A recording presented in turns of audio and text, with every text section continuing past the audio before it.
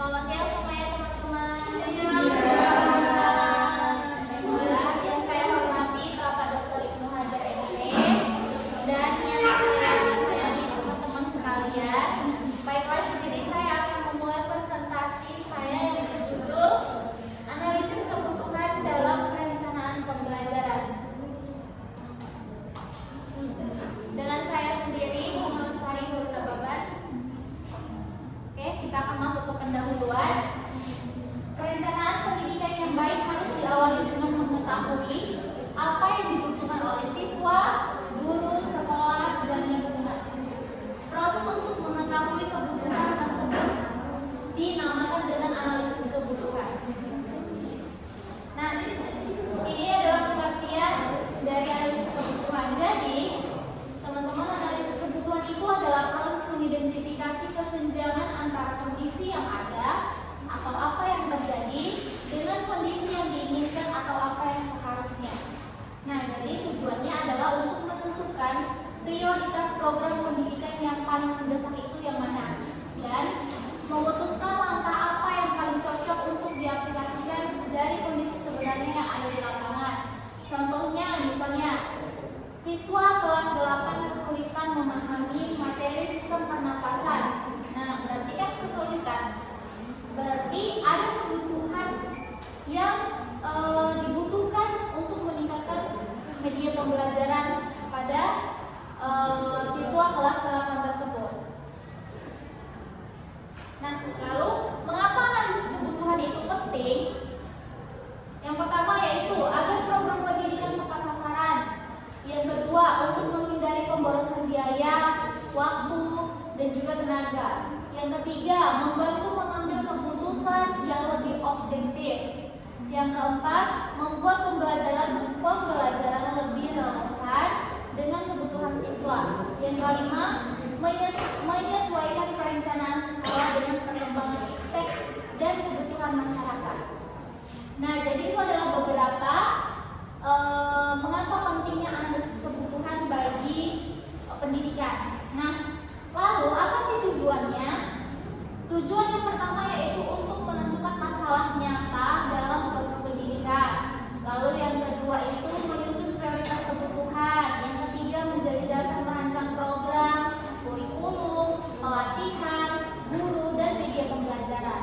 Lalu yang keempat yaitu meningkatkan kualitas pembelajaran layanan pendidikan.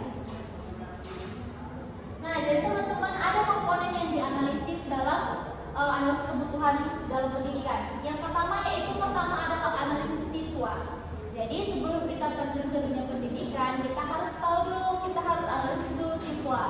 Nah, berarti kalau yang analisis siswa apa yang perlu diukur, yaitu yang pertama kemampuan awal siswa. Lalu apa? Minat. Lalu motivasi dan gaya belajar siswa tersebut. Nah, setiap orang kan berbeda-beda ya, pasti setiap siswa itu mempunyai karakter dan gaya belajarnya masing-masing. Itulah tugas kita sebagai seorang pendidik untuk menganalisis siswa tersebut. Siswa si B itu dia bagaimana, siswa si C bagaimana, seperti itu. Lalu yang kedua itu guru. Komponen yang dianalisis yaitu kompetensi, metode mengajar, kebutuhan pelatihan, itu juga harus diperhatikan. Lalu kurikulum ini dia kesesuaian materi, tujuan, dan standar kompetensi. Setelah itu ada sarana dan prasarana, di mana yang dianalisis yaitu media pembelajaran, laboratorium biologi, dan perpustakaan. Lalu ada lingkungan sekolah dan masyarakat, yaitu membutuhkan adanya dukungan orang tua dan kebutuhan daerah serta perkembangan iptek.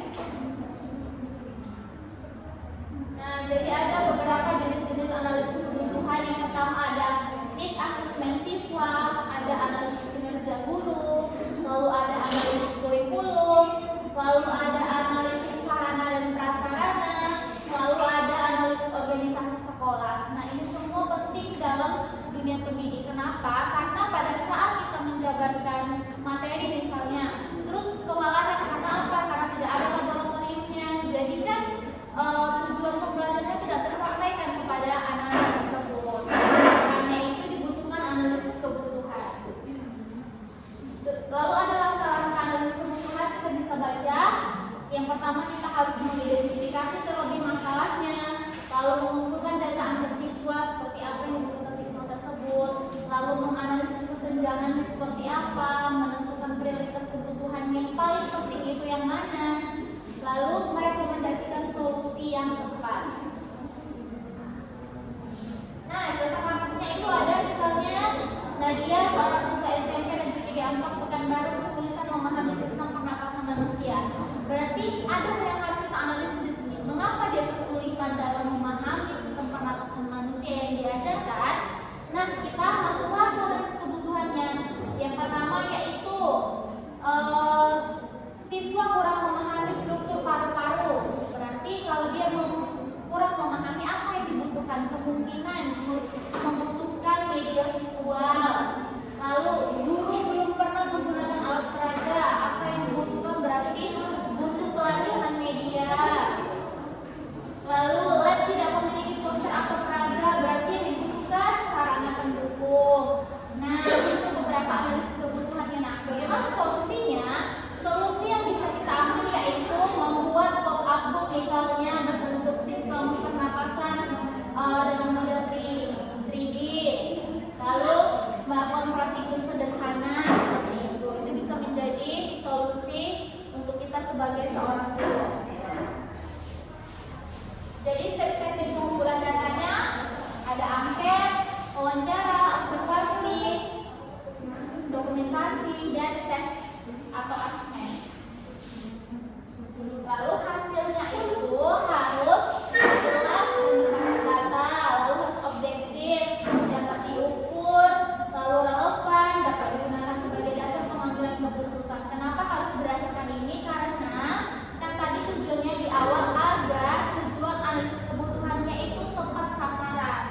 Jadi misalnya si kelas A membutuhkan yang ini, tapi yang dapat malah kelas B gitu. Jadi dianya nggak tepat sasaran, makanya harus diperhatikan hasilnya.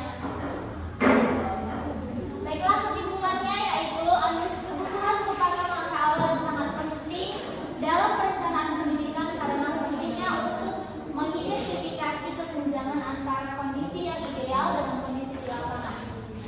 Nah, dengan analisis kebutuhan, penggunaan yang dibuat secara tepat sasaran dan sesuai dengan permasalahan yang sebenarnya terjadi. Jadi hasil analisis kebutuhan inilah yang menjadi dasar dalam menentukan prioritas program, merancang solusi, dan meningkatkan mutu pembelajaran secara berkelanjutan. Baiklah teman-teman, demikian